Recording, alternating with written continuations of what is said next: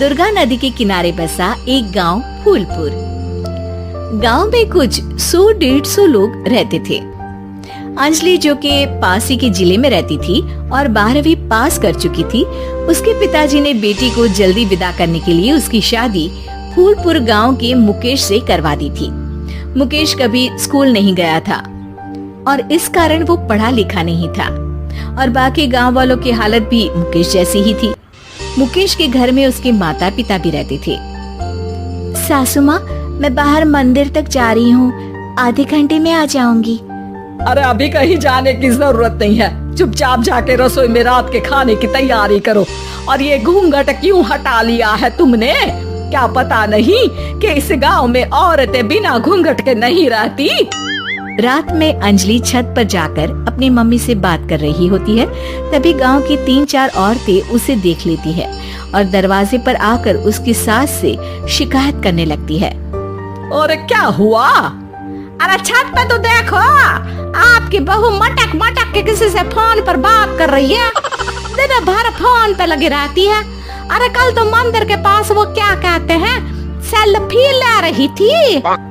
शहर की बहू रखना अच्छा शान की बात है, पर देखना इसके लक्षण से ये तो तुम्हारे परिवार को बदनाम ना कर दे।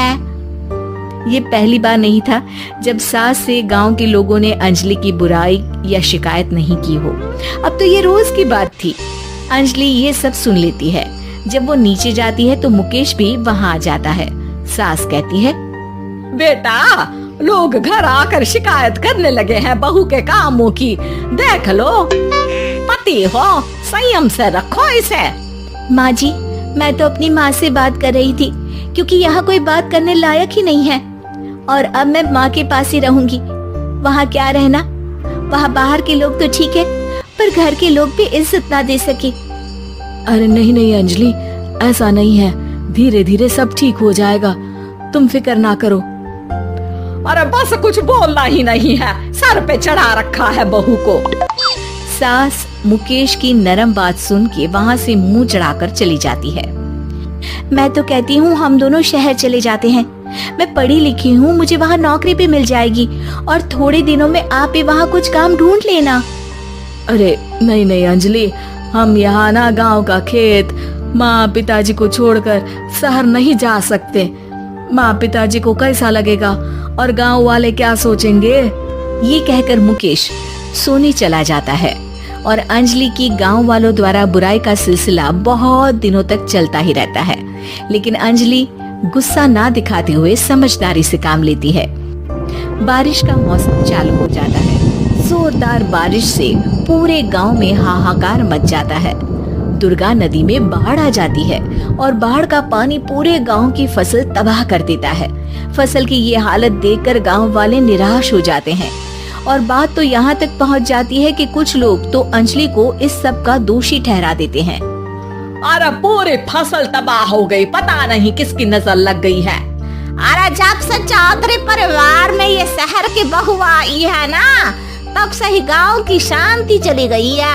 इसके कर्म कांड से माँ दुर्गा नदी भी खुश नहीं है। ये सब सुनकर बेचारी अंजलि रोते हुए अपने घर चली जाती है। कुछ दिन बाद सभी गांव वाले अपनी फसल का मुआवजा लेकर अपने अपने घर आते हैं। मुकेश भी 1500 लेकर आता है। अंजलि को जब पासबुक दिखाता है तो अंजलि हैरान हो जाती है। अरे ये पासबुक में तो उन्होंने 4000 की एंट्री करी है और आपको सिर्फ 1500 दिए। सच में? अरे वो सरकारी अफसर आपको बेवकूफ बना रहे हैं। सरकार की तरफ से हमें 4000 मिले हैं, लेकिन बाकी का सारा पैसा खुद ही खा रहे हैं। आप लोग के अनपढ़ होने का फायदा उठा रहे हैं। ये सब सुनकर मुकेश परेशान हो जाता है, लेकिन अंजलि उसे हिम्मत से काम लेने को कहती है और सुबह होते ही मुकेश को पंचायत कार्यालय ले जाती है और साथ में गांव के और लोगों को भी। आप सरकारी बाबू क्या गांव के लोगों को बेवकूफ समझते हैं? आपको क्या लगता है ये पढ़े लिखे नहीं है तो आप कुछ भी मनमानी करेंगे? ये बेचारे दिन रात इतनी मेहनत करते हैं, ये हमारे अन्नदाता हैं और आप इनके साथ ऐसा धोखा करते हैं। अरे क्या बके जा रही है ये लड़की, किस धोखे की बात कर रही है? अपने कांड करके नदी माँ को नाराज करके हमारा नुकसान करके इसे चैन नहीं मिला क्या? सरपंच जी, इन सरकारी बाबू ने मुझे बेवकूफ बनाया है और मेरे हिस्से के पैसे खुद चट कर गए। बस ये सुनते ही सरपंच वहाँ से दुम दबाकर भाग जाता है।